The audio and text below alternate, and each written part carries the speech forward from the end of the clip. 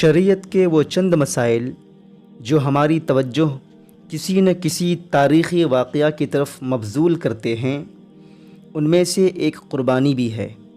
ایسے مسائل سے مقصود محض انہیں مقررہ وقت پر کر لینا ہی کافی نہیں ہے، بلکہ ان تاریخی واقعات پر گہری نگاہ ڈالتے ہوئے اس جذبہ عبادت اور قربانی کی ناقابل فراموش حقیقت کو سمجھ کر اپنانے کی کوشش کرنا بھی بہت ضروری ہے، جس کے باعث یہ مسائل ہماری اسلامی روایات میں لازم و ملزوم کی حیثیت اختیار کر گئے، جیسا کہ حاجیوں کے لیے صفا و مروہ کی سعی کرنا محض ایک دوڑ نہیں ہے، بلکہ یہ اس تاریخی واقعہ کی حقیقت کو جاننا ہے جس میں ایک طرف ننھا سا بچہ شدت پیاس کے باعث زمین پر ایڑیاں مارتا نظر آتا ہے، اور دوسری طرف حضرت ہاجرہ علیہ السلام پانی کی تلاش میں صفا و مروہ کی پہاڑیوں کے چکر لگاتی نظر آتی ہیں، کہ جنہیں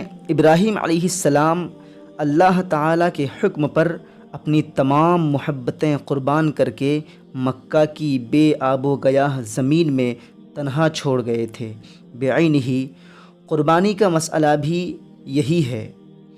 اس بات کا خیال رکھیں کہ قربانی کے دن جانور ذبح کرنا، کچھ گوشت تقسیم کر دینا، کچھ کھا لینا، اور پھر خود کو شریعت کے ہر حکم سے آزاد تصور کرنا اور قربانی کے مقصد یا غرض و غایت پر سنجیدگی سے غور و فکر نہ کرنا کسی طور پر کافی نہیں ہے، بلکہ یہ بھی ضروری ہے کہ جانور قربان کرنے کے ساتھ ساتھ ابراہیم علیہ السلام کی مثالی اطاعت اور فرما برداری اور اثر آفرین عقیدت و ارادت کو بھی پیش نظر رکھا جائے، کہ جس کی وجہ سے انہوں نے اللہ تعالیٰ کے حکم پر اپنا کم سن خوبصورت بیٹا بھی قربان کرنے سے دریغ نہ کیا، اگرچہ چھری ذبح نہ کر سکی اور پھر حکم الہی کے مطابق مینڈھا ذبح کر دیا گیا، لیکن ذرا سوچیں تو صحیح کہ وہ اللہ تعالیٰ سے کیسی محبت ہوگی اور اللہ تعالیٰ کے لیے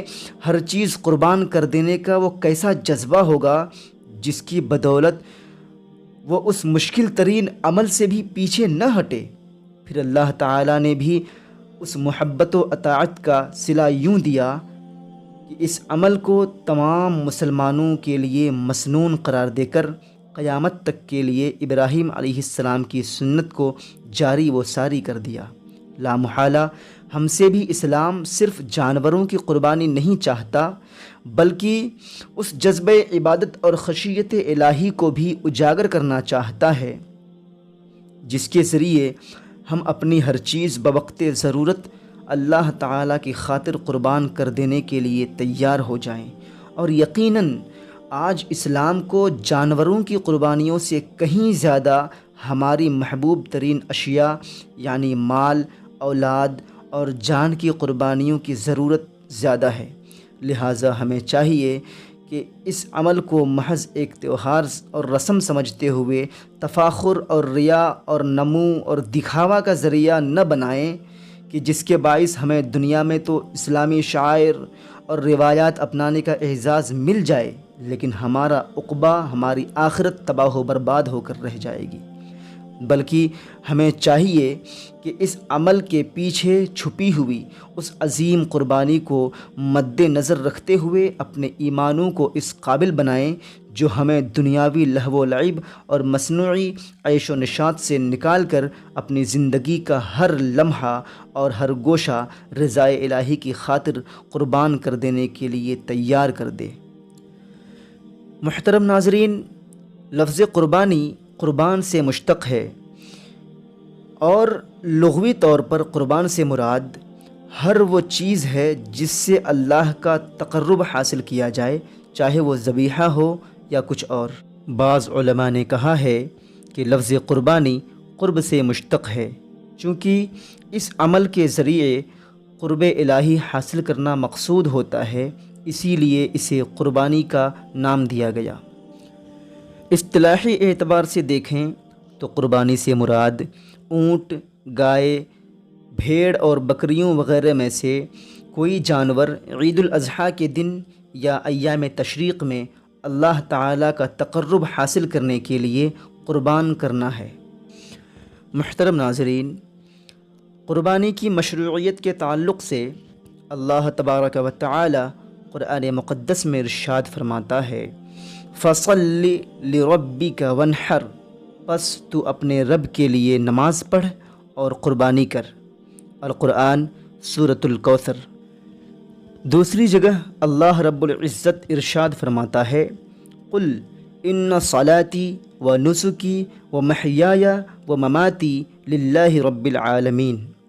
اے محبوب، آپ فرما دیجئے کہ بالیقین میری نماز اور میری ساری عبادت اور میرا جینا اور میرا مرنا یہ سب خالص اللہ ہی کا ہے جو سارے جہان کا مالک ہے۔ القرآن سورۃ الانعام۔ اس تعلق سے کچھ احادیث مبارکہ بھی ملاحظہ فرمائیں۔ حضرت انس رضی اللہ تعالی عنہ فرماتے ہیں کہ نبی آخر الزماں صلی اللہ تعالی علیہ وآلہ وسلم 2 مینڈھوں کی قربانی کرتے تھے اور میں بھی 2 مینڈھوں کی قربانی کرتا تھا، بحوالہ بخاری شریف۔ حضرت ابو ہریرہ رضی اللہ تعالی عنہ فرماتے ہیں کہ رسول پاک صلی اللہ تعالی علیہ وآلہ وسلم نے ارشاد فرمایا، جس کے پاس وسعت و طاقت ہو اور وہ قربانی نہ کرے تو وہ ہماری عیدگاہ کے قریب بھی ہرگز نہ آئے، بحوالہ ابن ماجہ۔ محترم ناظرین، اب سوال یہ ہے کہ قربانی کا حکم کیا ہے؟ کیا یہ سنت ہے یا واجب ہے؟ تو اس تعلق سے امام شافعی، امام مالک، امام احمد بن حنبل ان کے نزدیک قربانی کرنا سنت مؤکدہ ہے، جبکہ امام اعظم ابو حنیفہ کے نزدیک قربانی کرنا واجب ہے، اور یہی اہل سنت والجماعت کا موقف ہے۔ لیکن کیا قربانی کرنا ہر امیر و غریب پر واجب ہے؟ نہیں، قربانی کرنا صرف ہر صاحب استطاعت پر واجب ہے، یعنی جن پر زکوٰۃ فرض ہے ان پر قربانی بھی واجب ہے۔ محترم ناظرین، قربانی کی بہت بڑی فضیلت ہے۔ اللہ تبارک و تعالی قربانی کرنے والوں کو جانور کے جسم پر جتنے بال موجود ہوتے ہیں اتنی نیکیاں عطا فرماتا ہے۔ قربانی کی فضیلت کے تعلق سے امام الانبیاء احمد مجتبیٰ محمد مصطفیٰ صلی اللہ تعالی علیہ وآلہ وسلم ارشاد فرماتے ہیں کہ 10 ذوالحجہ کو خون بہانے سے بڑھ کر ابن آدم اللہ تعالیٰ کے ہاں کوئی بہتر عمل نہیں کرتا۔ یہ جانور قیامت کے دن اپنے سینگوں، کھروں اور بالوں سمیت آئیں گے، اور خون کے زمین پر گرنے سے پہلے اللہ کے یہاں اس کا ایک مقام ہوتا ہے، سو تم قربانی خوش دلی سے کیا کرو، بحوالہ ترمذی شریف۔ محترم ناظرین، ہم قربانی تو کرتے ہیں، لیکن کیا ہماری قربانی اللہ تبارک و تعالی کی بارگاہ میں قبول ہوتی ہے؟ خیر، قربانی کرنا ہمارا کام ہے، قبول کرنا اللہ کا کام ہے، لیکن اس کی قبولیت کے بھی کچھ شرائط ہیں جو ہر مسلمان کو جاننا اور اس پر عمل کرنا بھی ضروری ہے۔ پہلی شرط یہ ہے کہ قربانی خالص اللہ کی رضا کے لیے کی جائے، کیونکہ قربانی عبادت ہے، اور کوئی بھی عبادت اس وقت تک قابل قبول نہیں ہوتی جب تک کہ وہ صرف خالصتاً اللہ کے لیے نہ کی جائے، جیسا کہ اللہ تبارک و تعالی نے قرآن مقدس میں ارشاد فرمایا، وَمَا أُمِرُوا إِلَّا لِيَعْبُدُوا اللَّهَ مُخْلِصِينَ لَهُ الدِّينَ۔ انہیں اس کے سوا کوئی حکم نہیں کہ صرف اللہ کی عبادت کریں اور اس کے لیے دین کو خالص کریں۔ القرآن سورۃ البینہ۔ دوسری شرط یہ ہے کہ قربانی پاکیزہ مال سے ہو، حرام مال کی قربانی ہرگز جائز نہیں، جیسا کہ حضرت ابو ہریرہ رضی اللہ تعالی عنہ سے روایت ہے کہ رسول کریم صلی اللہ تعالی علیہ وآلہ وسلم نے ارشاد فرمایا، اے لوگو، بے شک اللہ تعالی پاک ہے اور صرف پاکیزہ چیز کو ہی قبول کرتا ہے۔ بحوالہ مسلم شریف۔ تیسری شرط یہ ہے کہ قربانی سنت کے مطابق ہو، جیسا کہ اگر کوئی شخص نماز عید سے پہلے قربانی کر لے تو اس کی قربانی قبول نہیں ہوگی، لیکن ہاں اگر گاؤں ہے یا دیہات ہے تو ایسی جگہوں پر عید کی نماز سے پہلے بھی قربانی کر سکتے ہیں۔ چوتھی شرط یہ ہے کہ ایسے جانوروں کی قربانی کی جائے جن پر بہیمۃ الانعام کا لفظ بولا جاتا ہے، جیسا کہ اللہ تبارک و تعالی نے قرآن مقدس میں ارشاد فرمایا، وَلِكُلِّ أُمَّةٍ جَعَلْنَا مَنسَكًا لِيَذْكُرُوا اسْمَ اللَّهِ عَلَى مَا رَزَقَهُم مِّن بَهِيمَةِ الْأَنْعَامِ، اور ہر امت کے لیے ہم نے قربانی کے طریقے مقرر فرمائے ہیں تاکہ وہ ان چوپائے جانوروں پر اللہ کا نام لیں جو اللہ نے انہیں دے رکھے ہیں۔ القرآن سورۃ الحج۔ محترم ناظرین، بہیمہ ایسے جانوروں کو کہتے ہیں جو 4 ٹانگوں والے ہوں، جیسے اونٹ، گائے، بھیڑ، بکری وغیرہ۔ اس کے علاوہ مذکورہ جانوروں میں ہر ایک کا مسنہ ہونا بھی ضروری ہے۔ مسنہ کا مطلب یہ ہے کہ شریعت کے مطابق جانوروں کی عمر قربانی کے لائق ہو جانا، جیسے اونٹ کی عمر کم از کم 5 سال، گائے کی عمر 2 سال اور بھیڑ اور بکری کی عمر 1 سال۔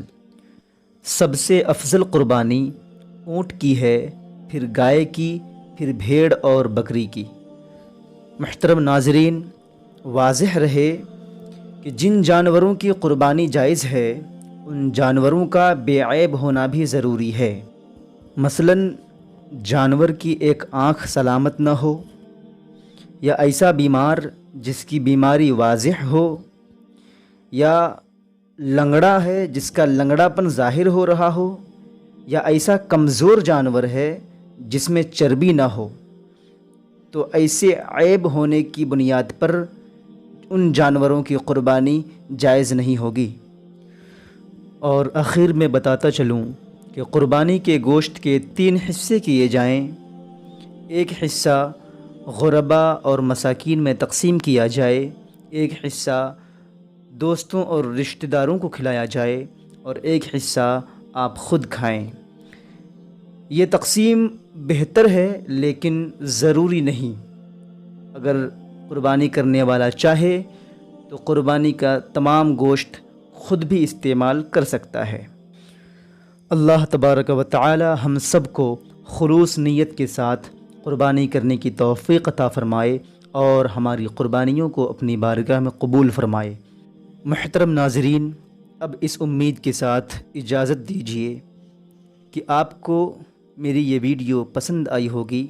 پسند آنے کی صورت میں آپ اس ویڈیو کو لائک کریں، اپنے دوستوں اور رشتہ داروں کے ساتھ شیئر کریں اور میرے چینل کو سبسکرائب ضرور کریں۔ ملتے ہیں اگلی ویڈیو میں، تب تک کے لیے اپنا ڈھیر سارا خیال رکھیے۔ اللہ حافظ۔